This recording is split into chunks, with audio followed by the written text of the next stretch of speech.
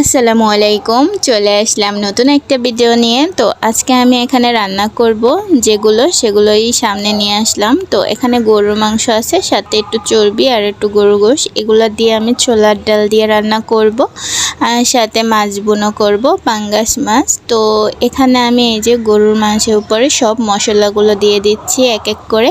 আর এখন ওই যে তেল দিয়ে মাখিয়ে নিচ্ছি। নিয়ে আগে গরুর গোশটা বসিয়ে দিব, তারপরে মাছটা রান্না করব। দুই চুলায় দুইটা বসিয়ে দিলে অনেক তাড়াতাড়ি রান্না শেষ হয়ে যাবে। তো এই যে এখন আমি মাছটা মেখে নিলাম, আর গরুর মাংসটা তো হচ্ছে। আর এই যে এখন আমি ফ্রাই প্যানে তেল দিয়ে এখন মাছটা ভেজে নিব।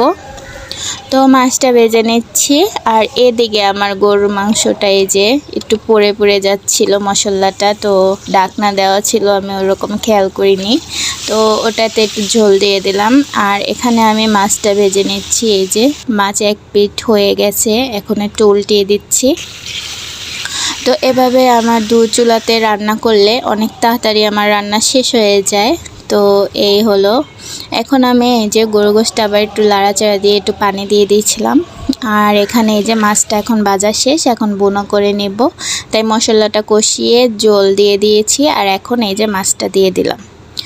তো এই যে আমার মাছ রান্নাও হয়ে যাচ্ছে, আর এদিকে আমার গরুর গোশটাও হয়ে যাচ্ছে। আর এখন এই যে গরুর গোশটা কষানো হয়ে গেছে, দুইবার পানি দিয়ে দিয়েছিলাম।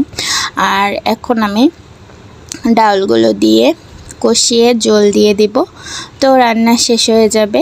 তো সবাই ভালো থাকবেন, সুস্থ থাকবেন। যদি ভিডিওটা দেখে থাকেন অবশ্যই সাপোর্ট করবেন। যদি ভালো লাগে তাহলে লাইক কমেন্ট শেয়ার করেন, আর আশা করি সাপোর্ট করবেন।